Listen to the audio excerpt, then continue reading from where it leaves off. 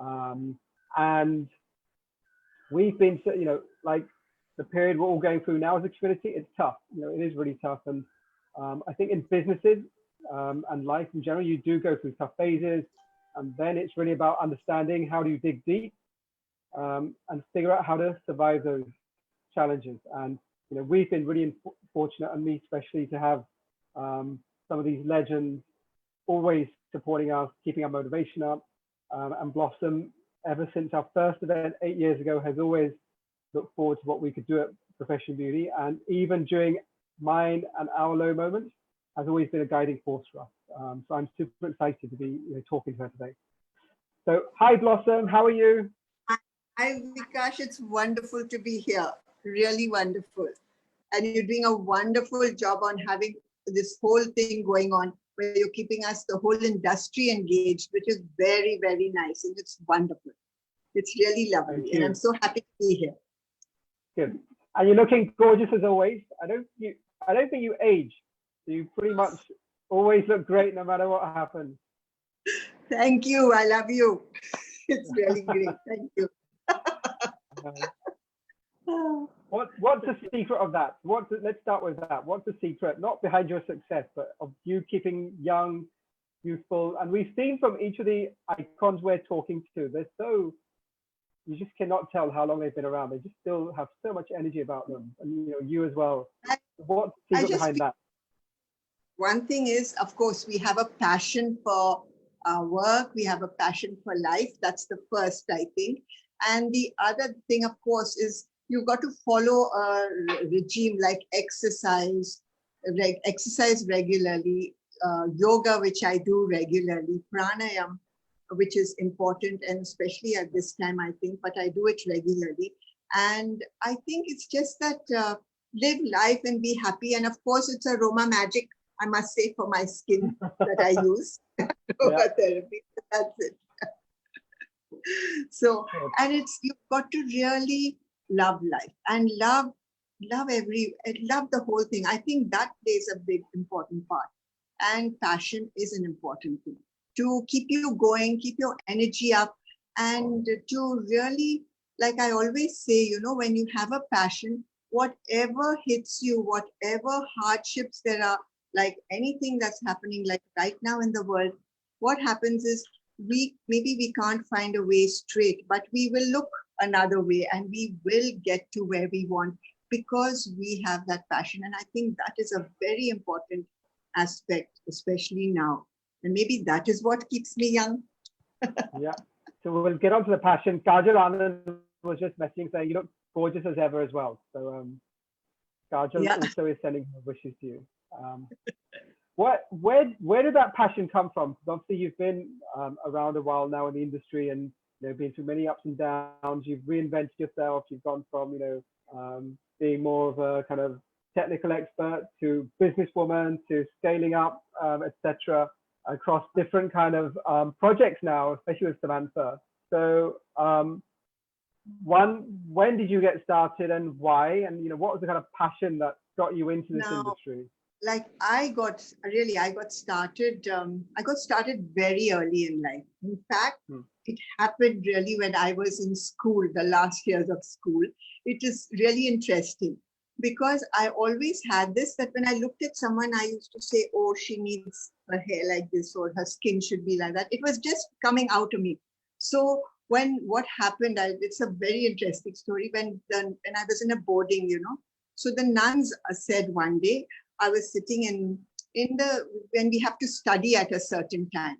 So there was one time when they came and they called me and said, you have to go. There were two blossoms in that thing. And so they came and called me by mistake and said, you have to go to the dentist.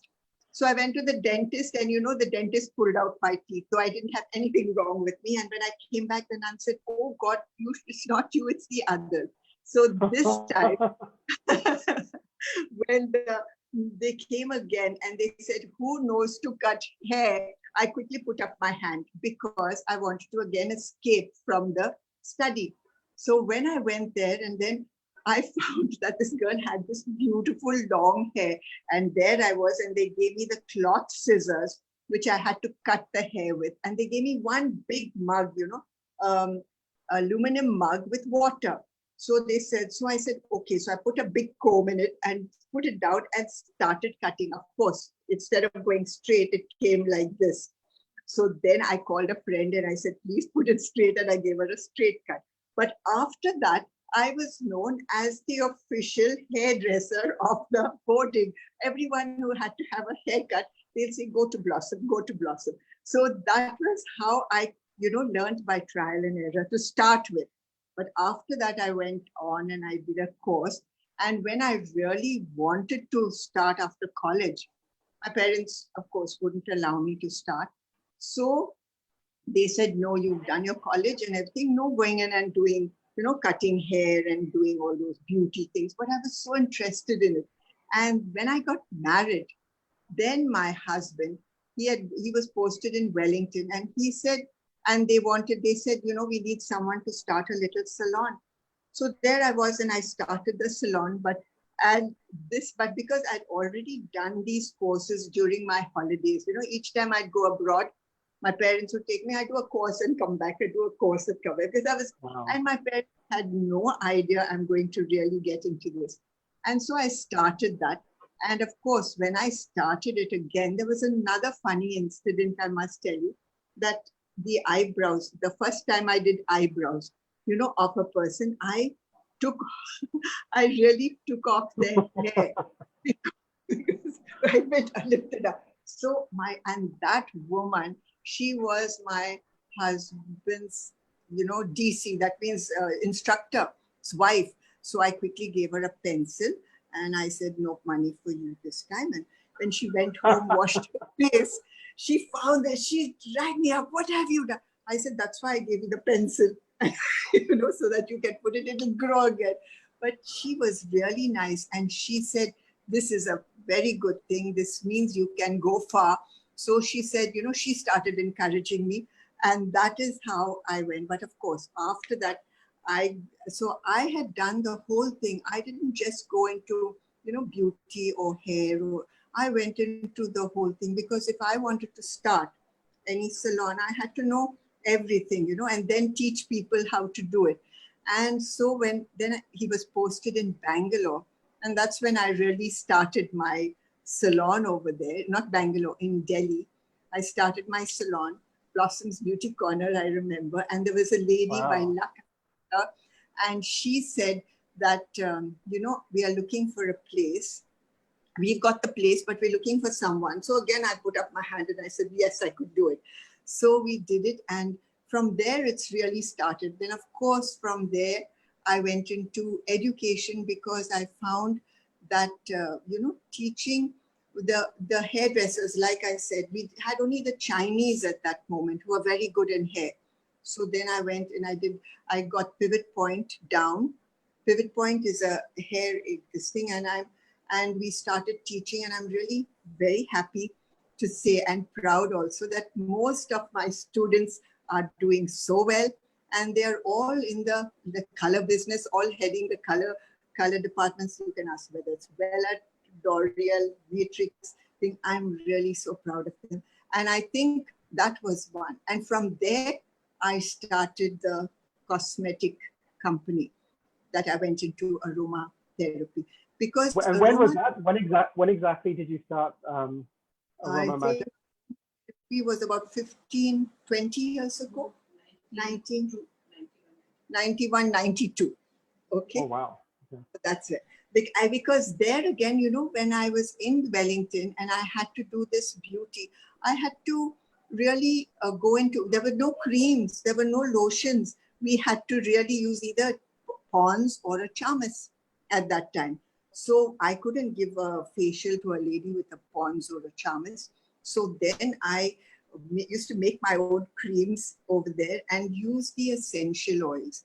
And from there, I had this Ayurvedic doctor, who started telling me about the properties of each oil. And of course, when I tried it on people, you'll find that their colds disappeared. They'll say, I had this bad cold, but it became okay.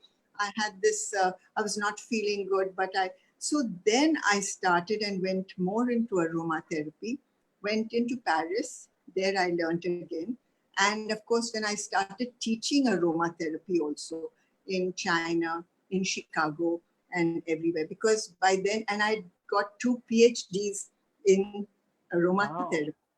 So How did you get to start teaching globally as well? From like I how did started those teaching how did that come because around?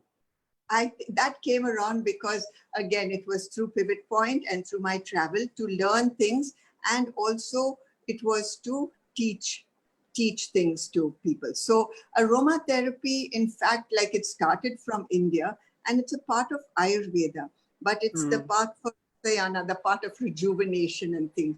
So from there, I went abroad, learned the different types, because when I had to do my PhD, I had to not just know one type of aromatherapy. There are 3. One is the Western, one is the Chinese, and the other is the Indian, Ayurvedic. So we combined the whole thing and went into aromatherapy. And of course, I was invited to all these places, and I did aromatherapy. And of course, a lot in Pivot Point in Chicago. I've been doing a lot of teaching over there also, in aromatherapy. And I've been doing a lot of teaching in Chengdu and other places in Canada. Wow. So aromatherapy is something that, because again, I had started believing right then that beauty is very holistic. It cannot just be, for like you got to put something on your skin, and it has to come from your mind, and it's your emotions. And aromatherapy really helped to work on the whole thing. So that is how I had gone into aromatherapy. Then, of course, from there I went into, so when you're doing a business, then you have to learn other things also. And I found another thing: you can't be just creative. You have to use the other side of your brain also to start putting, making it work as a business. Otherwise, it just goes, you have a problem. Yeah. Yeah. And how did you decide to move from working? I don't see there's many that start off from the salon side and then so quickly get into the product side as well. So what was that leap? I know you mentioned that you were struggling to find creams, etc. But that's another headache in itself, manufacturing. So yeah. Now from the salon side, now this is another very interesting thing. From the salon side, I went into a teaching side first, because from there I had to teach, because hair was new. So what happened is I broke down the Pivot Point course into how it could fit into the Indian, society, because at that time it was housewives who really came in for this kind of a profession. So we broke it down into how it will suit the Indians. Later on, now I find then the younger lot came, and now we have so many youngsters, and so we've made the course is really gone. We've had to reinvent that course each time for each group of people, because it's different. And then, so this was the teaching. So I used to teach the hair, and I used to teach beauty also. And what happened is, now I wanted to go into the cosmetic, okay, with this. Now I had already, I was doing these little cosmetics, but of course my husband, he was in the army, and when I used to come down, and I used to say, I've got to go into a factory, and he used to say, no, because he had to invest in the factory. So what happened when what he gave, so he said, okay. So I told him one day, give me 1,000 rupees. At that time, 1,000 was a big amount. So he said, okay, what are you going to do with it? I said, I just need it for my work. So I took it, and with that, I got ingredients, and I got those little containers, and I made a cream, filled it in, and each person who came for a facial, they wanted the cream, so we sold it to them. We made double. The next time and so by the time I had made a nice amount, about 10,000 out of his 1,000, then he said, oh, now we can start a factory. That is how I started the factory. It was just because I first had to show him. So then started the factory. And of course, the factory, there was a lot of things, because aromatherapy is the essential oils by themselves have a whole lot of chemicals in them. And if you go and mix them with something wrong, they just curdle, they spoil the whole thing. So we were used to, in fact, when I used to start making at beginning, we used to throw out so much, you know, it was real waste. But then we've discovered that we have to put in everything that is natural into the aromatherapy. So that is how we went into the factory, and then from one factory to two factories, and then it went on going like that. That's how it went. Wow. And in fact, you wouldn't have had many role models. And I think, did you have any other business women in your family? Like No, when you started, like who were your kind of inspirations and role models back then? no, we had no business. There was no business, no role models at all. In fact, my role model was Mr. Leo Passage, the president of Pvt Point in Chicago. And I used to see the way he used to work, and he used to take risks, and he used to do things. So it was something that I used to follow. He was the most amazing man, you know, and so I used to follow as a role model, to take my risks, to do things, and to go ahead with whatever I wanted to do. But the main thing that keeps you going is your passion. That's one thing. And that passion you got from boarding school? I got that passion from and it still goes with me, because I think you have to love what you're doing. That is really something. There must have been, on a separate point, what's the name of the boarding school? I was in Francis Xavier's Convent, Bangalore. Okay, in Bangalore. Bangalore. I did my part of education, I did in Nazareth Convent, and this was the second part, just before I went into college. Yeah, and that's pretty amazing, because the fact that you got away with chopping someone's eyebrow off and going from that to becoming, you know, so successful and, you know, such an icon for the industry. I mean, that takes it shows a lot of perseverance as well, because many people would have run away from that, I think, situation. I know. But this is something, it's wonderful to be there. This is a wonderful industry, really, you know, Vikash. And it is because you've got such a wide thing to be in, and you don't need to stick to one group. You don't need to just be beauty.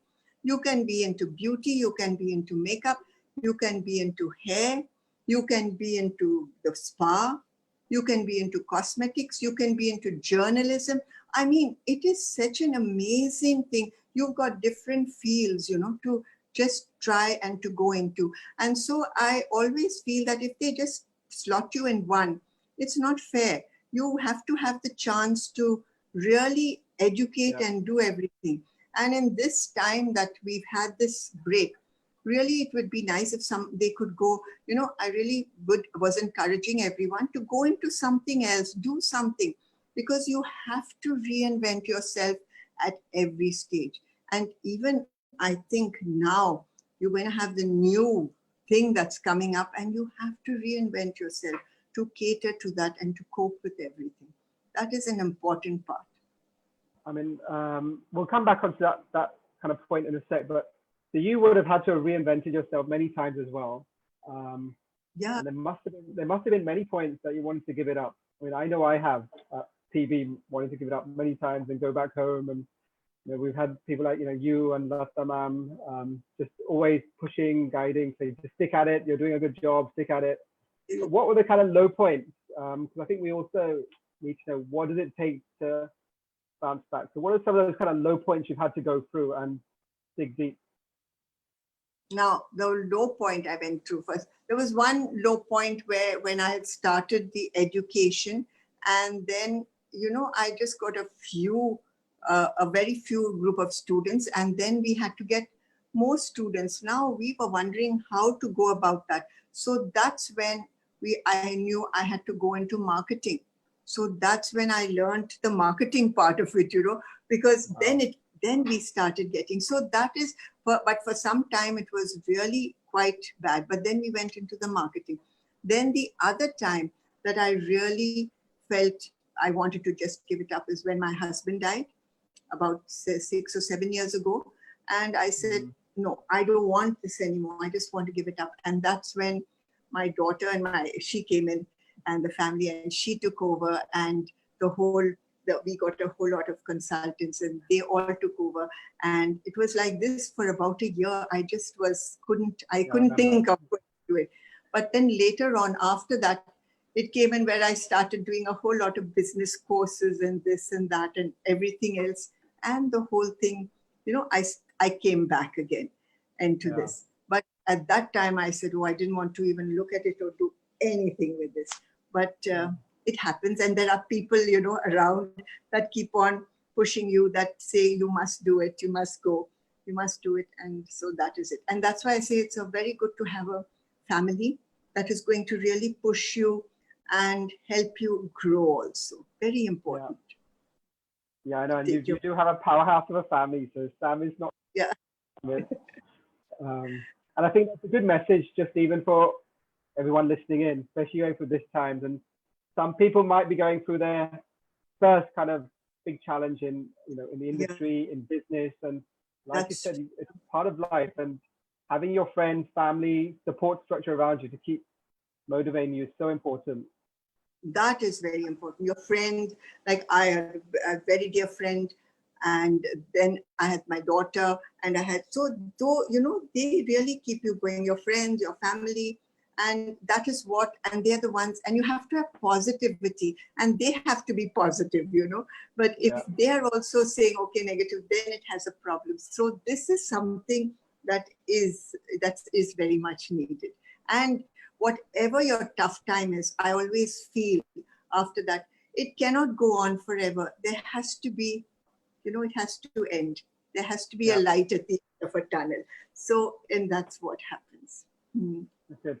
And then you've done, not many people, work in so many different areas. So you've done hair, skin, makeup, teaching, running a business, manufacturing. Which are the bits that you enjoy the most? I enjoy teaching, and I love manufacturing. That's what I still do. Oh, wow. I still do manufacturing and teaching. I love them.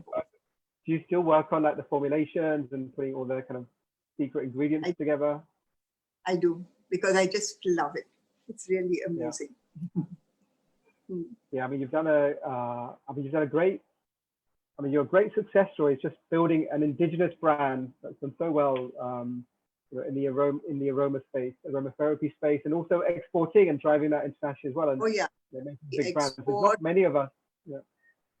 Yeah, we do. We export and we go, and we have to go on reinventing what the market wants, what is the thing. And of course, for that, I always say it does take it. And one more thing that I've always believed in, you have to keep on studying. The moment I feel that I'm going to stop studying, I think I'm going to go right down. So always studying, always taking exams, always doing things, because this keeps me young. Yeah. And keeps me going. So I have to do that all the time. And that is something that has really helped me in very, very much right through my life. Is keeping on studying. Okay. And then you would have seen many changes over time. So what are the kind of changes you've seen, over the, since you've been around since the 80s, from then, 30, 40 years on? What are the kind of big changes you've seen in the industry? Now there has been a lot of big changes. Like I said, when we first started, it used to be the housewives, their husbands were away out at that time. Children were in college. So they would want to come to do this course. And then they wanted to start something in their own houses, like to be their own, make a little money. So that was the group first. It was an older group. From there, we started to get a little younger group coming in. There were younger people, younger, and there were more girls. There were more girls and ladies and a younger group. But they were also working in something else and just doing this course. So there were a lot of times I used to think they were doing it more as a hobby than as a profession, but a lot of them went into a profession. Now and later, for the past 10 years, I find a lot of men in this line, a lot of men, which has really told me that this is a very lucrative business, otherwise they will not keep coming into it. And so a lot of men, and youngsters. It's a whole lot. Now you come and you'll see just young people and men doing these courses, and not just the hair. They are also hair mostly. They're also doing the beauty, the spa. There's a lot of men and youngsters in this line. So it is more youngsters. It is adding a more touch of glamour to everything that they have. So it is really grown and become really, really good now, this thing, this profession. Because it would have been tough, because many people I know, when we talk to the ones that started earlier, and even talking to people like Asha and Seema, etc., getting into this as a profession was always a challenge and a fight with your parents about, why do you want to go do that? Go do a proper job. Don't get into this industry. So I guess you're saying now you're starting to see it becoming more of a recognized profession, Yes, industry. it is. It is a recognized profession. Now everyone, they are wanting to go into it and, doing this thing. So makeup is doing very well.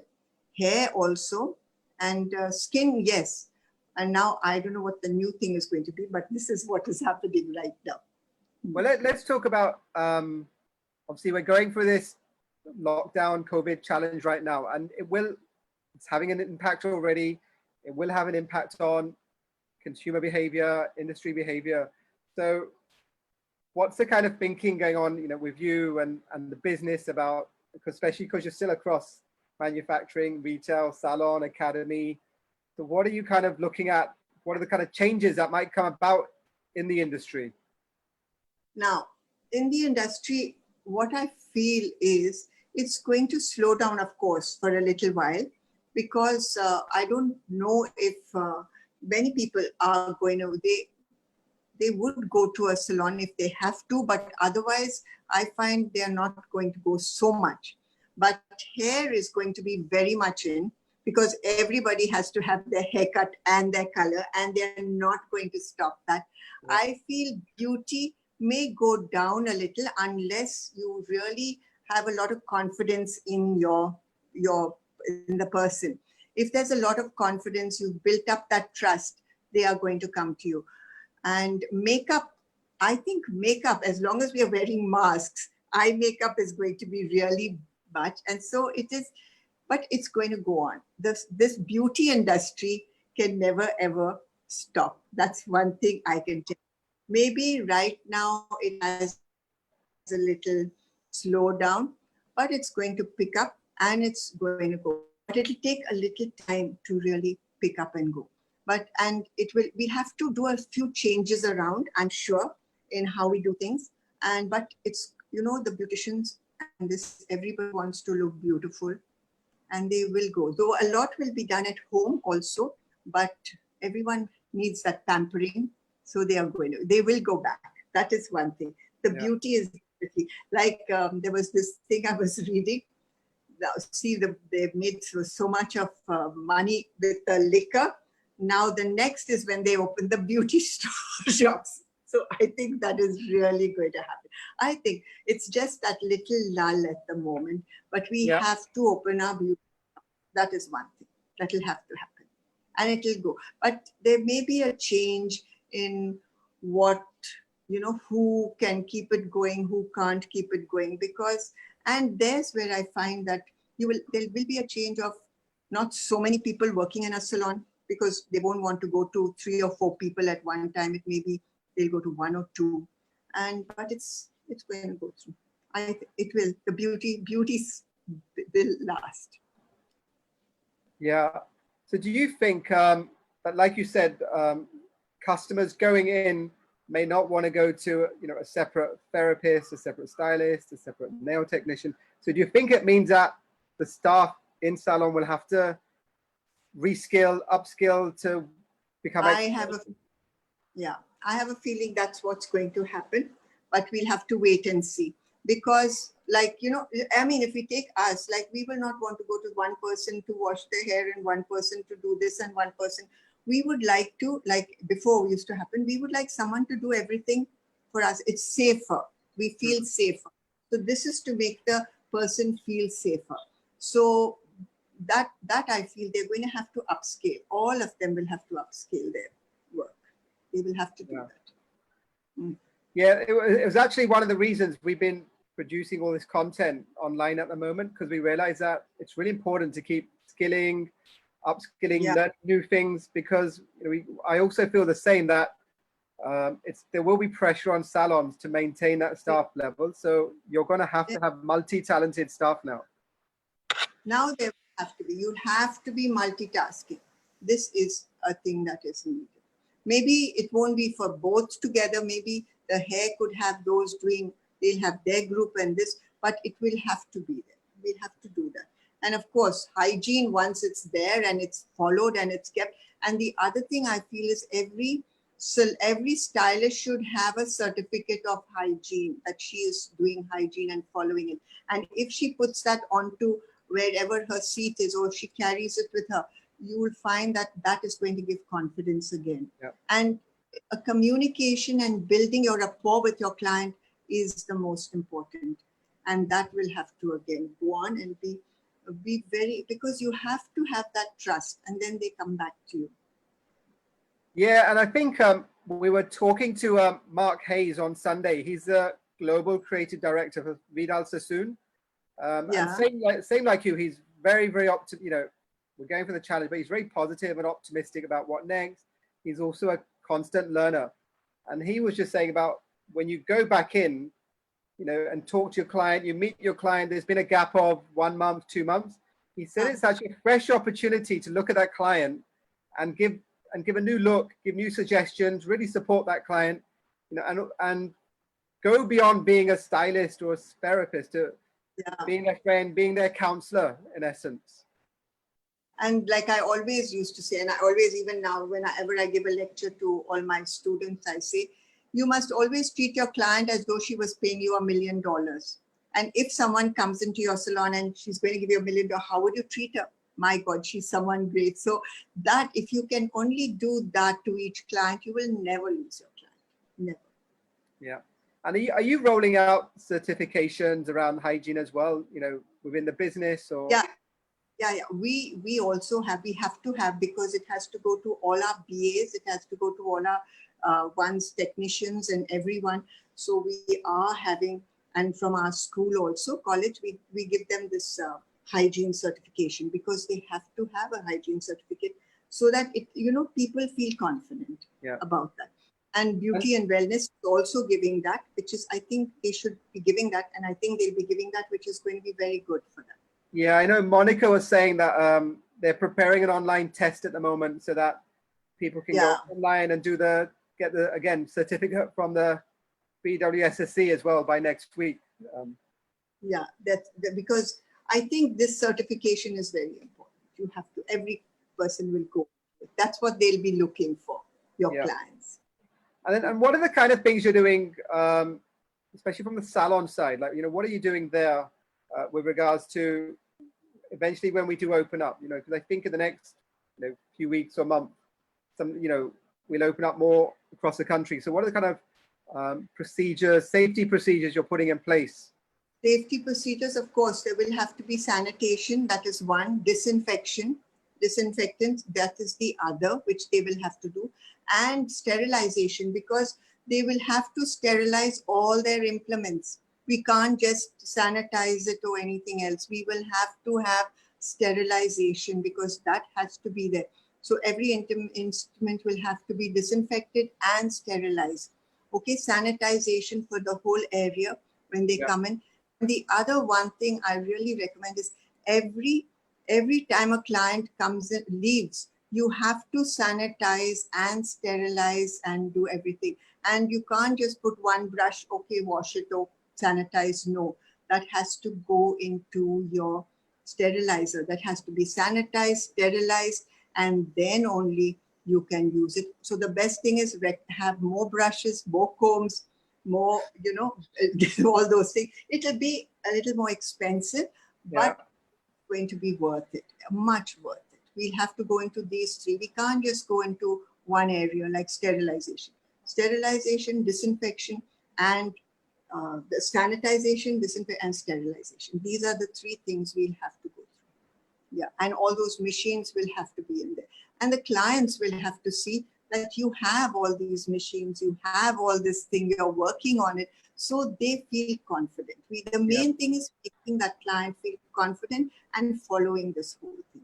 And how are you keeping in contact with your clients to make sure they have got confidence to come back, and come back to you guys for treatments and services?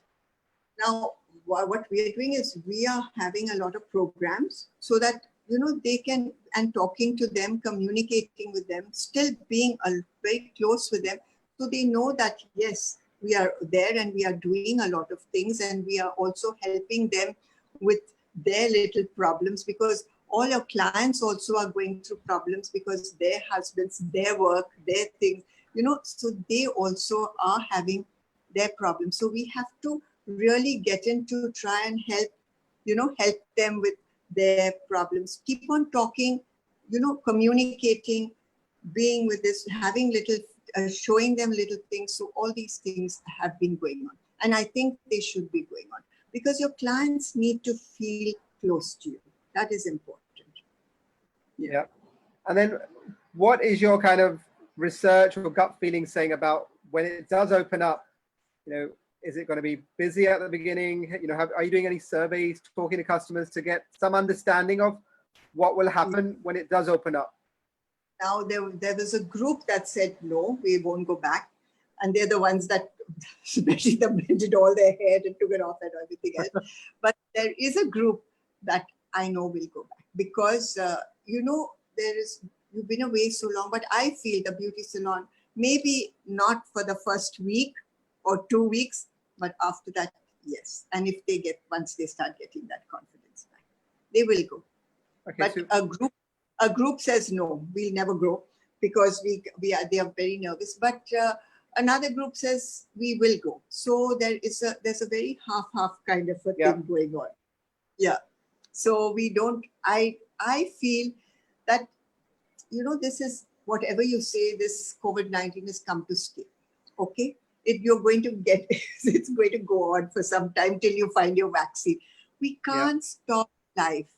We have to go on with life. And if we follow all the procedures and all the things and everything as we do, your sanitization, your sterilization, you follow all that, you see it is going to be fun. There is going to be no problem. And are you doing anything in Salon at the moment? For example, occupancy rate, do you think it will be all the chairs open at the same time, or are you going to have 50% occupancy, 30%? Actually, we will have to keep our social distancing. So we will have to see that one chair, then we'll have to keep a break and that is something else we'll have to do. We can't get them all together. We will have to do that. We will have to give even the people who are servicing them, we'll have to see that they have their breaks, they have their things, because we will really have to, and clients that come in, we are going to have to question them a lot. Are you sick? Are you this? Are you that? And find out first when they make their appointment, then after that, because we do not, it's both ways. It's not just us, it's them also bringing thing inside. So they also will have to be questioned, asked, see things, and then they will also have to follow a certain rules that we will have, again, the sanitization, sterilization with them too. So that has to go on. And then you're going to have no problem, because this, and I feel beauty salons have to open because life has to go on. It does, yeah. And I think, especially in a place like India, India is very fast. The metros are very fast moving. We have a culture of adapting very quickly as well. We don't get much support from government, etc. So we're very kind of taken our feet to adapt. So we'll have to do that, really. The government seems to be so busy with all the other kind of industries and other things that's happening. So let us start doing our own things. That's what I feel, and get it going. And do you think anything will change within the salon at the beginning? Like, for example, when they're opening in Dubai, even Sri Lanka, I think, is opening next week. And we see like China, Korea, they've started saying we'll open with basic hair services, nails only. Are you kind of thinking that, okay, when we open, we'll open full, or we're going to focus on certain areas at the beginning? When we open, we'll open full. It'll depend on the client, what she wants to come in for. So we will open full. We won't open for nails or for hair or for everything. But what I feel that's going to really be the main thing is hair. Hair is going to really be there because people have to get their hair done. You know, hair is the one thing that's not going to stop. I know. You would go a little, but hair no. I know. Every time I'm talking to someone, I always say I'm desperate to get my hair cut because my hair looks really bad when it grows long. It just goes curly and curly. So I can't wait to cut my hair and get to looking neat and tidy again. I totally. Yeah, so this is going to get going. This will definitely. But they'll have to follow all these norms. And, you know, their collar things, their capes, they'll have to throw out. They'll have to have a cape for each client practically. This is one thing I've always said. You can't use one cape, or you have to use your neck bands. You know, your neck bands will have to be really good neck bands that will have to be thrown out. And sanitization of everything. The basins, the this, the that, everything has to be good. Yeah. Sterilized. I know. So and like you said, there's going to be a lot we have to learn day by day. Like, how do we adapt? You know, what new things we learn about sanitization, working with clients. It's like, I think we're going to learn everything new. It is like going back again. You know, we are going to start with this, but then you'll find there are certain changes, certain things, but we won't mind them unless let's start. That's what I always say. Let's start and it'll go on with it, you know. And then just going back to you and the business, because I know especially since Samantha's come in the last few years, you've expanded rapidly. You've got yourself back on your feet. You're in different segments. So what are the kind of future plans for the group? What are you looking? Where are you looking to expand next? What areas are you going to move into? Right now, we are not into anything but because of this. After this, we will go into other things because we were thinking, but then this thing came in like a big wow. It was so global. And I think after this, we will definitely, we will make plans and then we'll let you know. But right now we are into getting this whole thing together, and a lot of strategizing has to be done. I think it has to be done with every company and every person and every hair and every beautician. You have to strategize, I think, what is going to happen if this doesn't work and what does that work? Because the main thing is economy, for all of us. So we'll have to just go through with that whole thing now. So right now it is just getting on our feet and getting the whole thing going. And it definitely we will get through and it'll all work.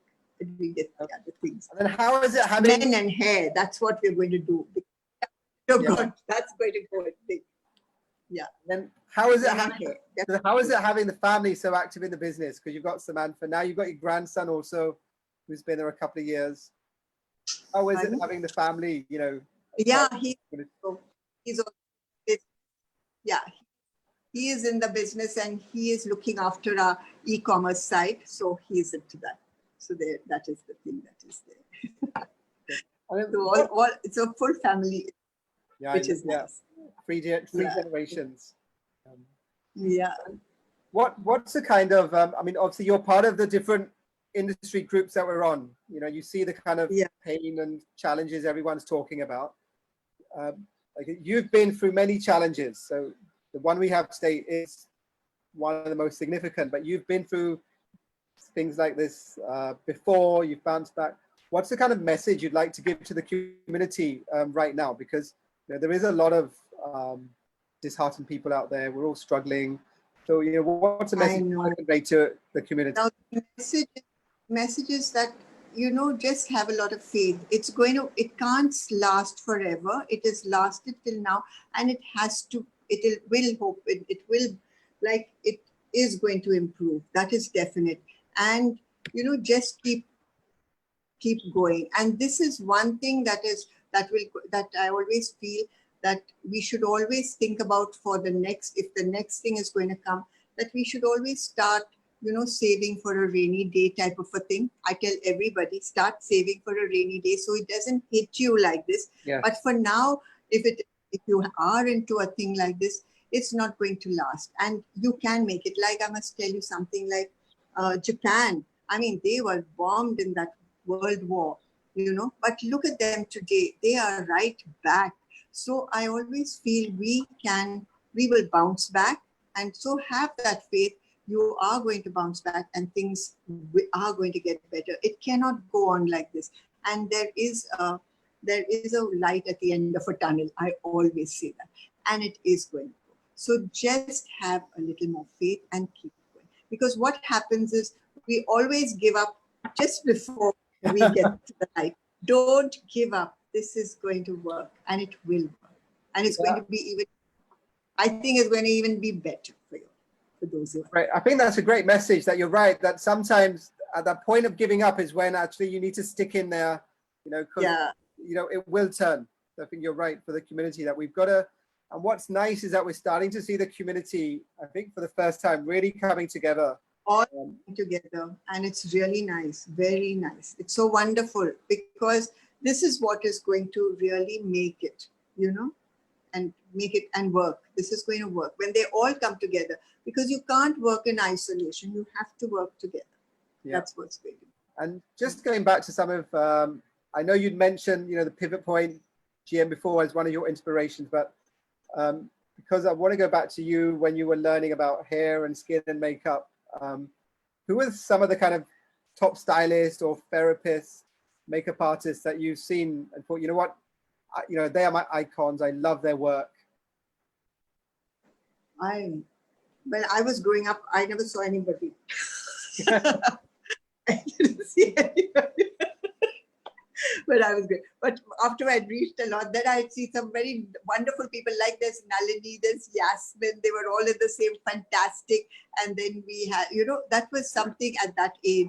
Then Shanaz was also there at that time with the beauty going on. So this was at the time when we were all into this same thing together.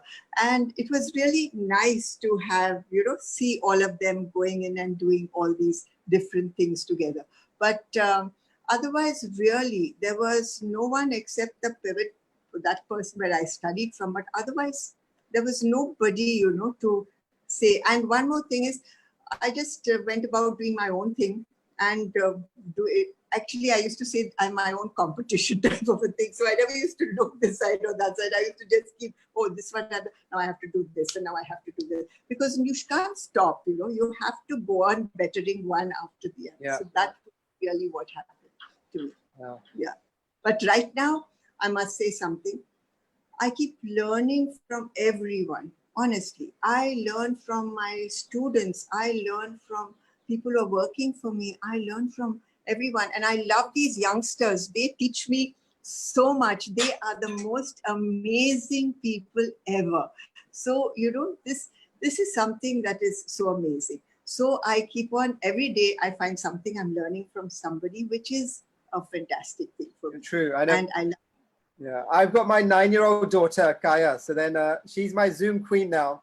So whenever we have issues, and even when I was chatting to Monica on Monday, Kia was on the other line. She's like, can you make sure your daughter's around so that she can operate the Zoom system?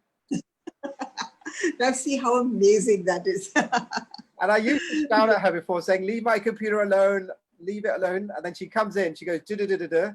And I'm like, okay, fine, you can do what you want, because she can operate it better than me now.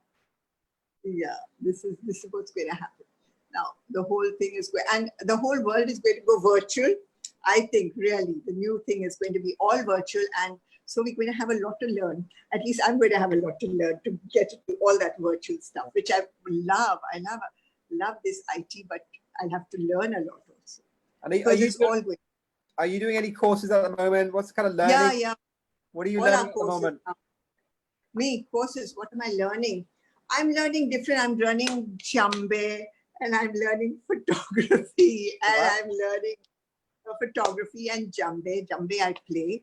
Photography is there. Then there is this this thing on you know, the elements and how each person is a different element and how they move to the elements. So that is another interesting thing. So I'm just doing these different sort of courses, creative courses. And NLP is also there. My master's, where I've done NLP now, and I'm just going to do my master's. I'm going to do my master's. You're doing a so that master's is in NLP? Yeah. So that's what I'm doing now. Yeah. So how would you summarize the secret of your success? Because I think it, like you're doing everything. You're a doctorate. You're running manufacturing plants, salons, retail, export. Still learning. So what, if you could boil it down? I know we said passion at the beginning, but what is the secret that keeps you still going despite after so many years? I think it is passion. I think it is passion, and it's passion for the industry. That is the main thing, because I really love this industry. I love the different things you can do, the people that are there, the people that we touch and teach and look into. That is a wonderful. So I think it's just this passion that I love, and also seeing people blossom into different kind and to become famous by them. They become famous, they become very good, and that is another thing which I really love. So it's people. I love people. I really love people, and I love this industry. So I think that is it. Brilliant. Well, I mean, I think we're very lucky as an industry to have have you be part of the industry, at the forefront driving it. And like you mentioned, we've already had Nalini on this week, and I'll speak to Yasmin, but and even when we were putting this Legends concept together, by the end of it, I'm like, wow, we have such a powerhouse of women. And it was just, Nalini, you, Lata Mohan, Gurpreet. It's just, we have such a powerhouse of women that have built this industry, actually, I think and you were mentioning Shenaz as well, who's been around. It's been incredible how powerful this is. Yeah, even Vandana is also there. She's also been there for a long time. Lutra, she's also in this for a long time, and she's a wonderful woman too. Wonderful. Great. So we've already, before we wrap up, we have one technical question. Someone's asking, what do you think about using real fruits completely for in-salon facials? That's the best thing ever. That's really good. Using fruits for the salon, for your facials. But of course, don't show your fruits to the client, because if you show the and they go home and use it, you've got to take it in your pantry, mix it up. It's great. It'll give you a fantastic effect, because it's the real natural minerals and vitamins and everything that are there. And right, like I always say, from your kitchen, you can get the best treatments, really. So it is, you can use it in your thing, but don't show it to your client. Okay, use it outside and say, I've got this special all-purpose facial or something like that. So which fruits are great for your skin then? What do you recommend using on your skin? Because I'm sure there's a lot of in-house stuff. Now you can use that watermelon, which is excellent. It's got full of minerals and things. You can use papaya. That again is very good, and it helps to take away your dead cells in your skin. It's got tapping in it. Then you can use banana if you've got a dry skin.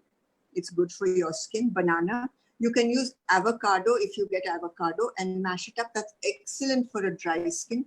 So these are all the things that are there, which you actually in your kitchen, you can get everything for your skin. It's so beautiful and so fresh and wonderful. Yeah.